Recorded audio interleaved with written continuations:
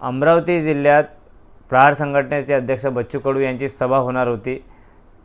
23 आणि 24 तारखेची परवानगी त्या ठिकाणी देण्यात आलेली होती प्रशासनाकडून, पण त्यांची सभा नव्हता, त्या ठिकाणी भाजपची सभा झाली।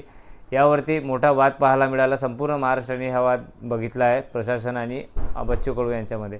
शिवसेनाचे पदाधिकारी आपल्यासोबत जयदीप पेंडकेजी आहे। काय सांगणार संपूर्ण आपण हे प्रकरण बघितलेलं आहे। आता कसं झालेलं आहे की राज्य कोणाचं हेच कळत नाही आहे। म्हणजे बच्चू कडू आज राज्य मंत्रिमंडळात, म्हणजे एकनाथ शिंदे तिथे जिथे CM आहे त्यांच्या राज्य मंत्रिमंडळात त्यांना काहीतरी एक हे महामंडळ पण दिलेलं आहे दिव्यांगांचं, आणि ते असतानासुद्धा त्यांनी आधी ग्राउंड ते बुक केलेलं, ते मैदान आधी 2 दिवसाकरता 23 आणि 24 करता त्यांनी बुक केलेल्यानंतरसुद्धा जर जबरदस्तीने त्यांना त्या मैदानातून बाहेर काढतात ते फक्त काय कारण की आपले गृहमंत्री देशाचे अमित शहा यांचं सभा असल्यामुळे। पण पोलीस प्रशासनाने त्यावर जी योग्य ती दखल घेतलेली नाही आहे बच्चू कडूंकडून।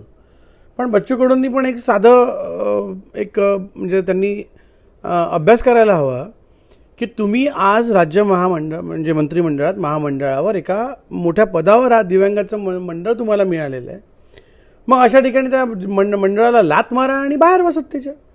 म्हणजे त्यांना सत्ताही हवी आहे, त्यांना हे ड्रामे पण करायचे करा, तर मग नीट करा ना। एका बापाचे बनून राहा ना तुम्ही। 10 ठिकाणी हाई बाप माझा तोही बाप माझा असं म्हणून नाही चालणार। आणि पोलीस प्रशासन तिथले CP किंवा तिथले जे काही पदाधिकारी आहेत अधिकारी आहेत तिथले, त्या अधिकाऱ्यांनी सुद्धा देशाचे गृहमंत्री झाले म्हणून काय त्यांचे पाय चाटायचे का? त्यांनी सुद्धा तिथे जाऊन दखल घ्यायची होती की बाबा पहिले कोणी बुक केलं, म्हणजे नियमानुसार त्या अटी शर्ती ज्या काही आहेत त्या पूर्ण कंप्लीट करायला हवं आहे। आता देशाचे गृहमंत्री झाले म्हणून त्याला पहिले प्रिफरन्स देईल असं नाही राहत। हे आता आचारसंहिता लागून नाही आहे 4 जूनपर्यंत, जोपर्यंत ही पूर्ण आपली प्रक्रिया पूर्ण होत नाही आहे तोपर्यंत, रिझल्ट येतपर्यंत कुठल्याच प्रकारचं या लोकांचं बंधन नाही आहे। आचारसंहिता सध्या नाही आहे। आचारसंहितेचं उल्लंघन हे लोक करून राहिले हे चुनाव आयोगाला दिसत नाही आहे का? म्हणजे आचारसंहितेचं तुम्ही शिस्तीचं पालन करत नाही आहे।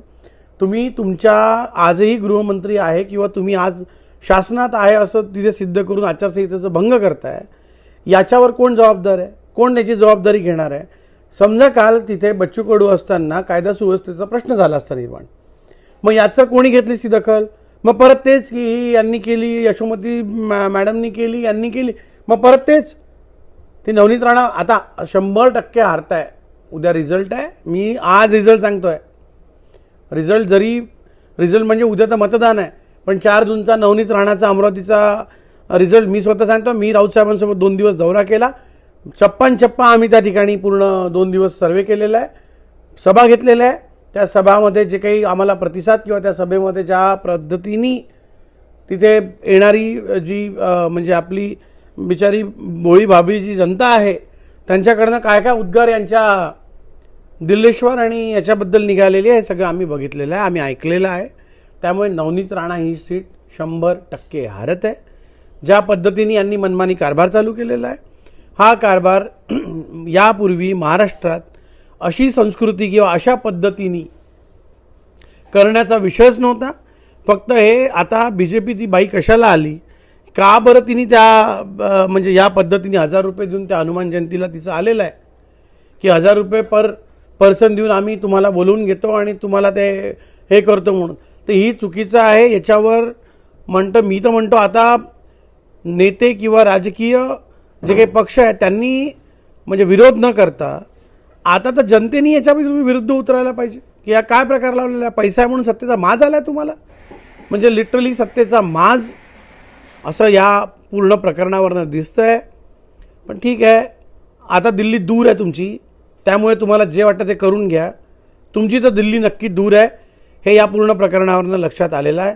आणि बच्चू कडूंनी पण एवढा जर म्हणजे स्वाभिमान असेल ना त्यांचा, तर त्यांनी लात मारायला पाहिजे अशा महामंडळाला आणि अशा सरकारला, आणि त्वरित बाजूला होऊन घोषणा करायला पाहिजे त्यांनी।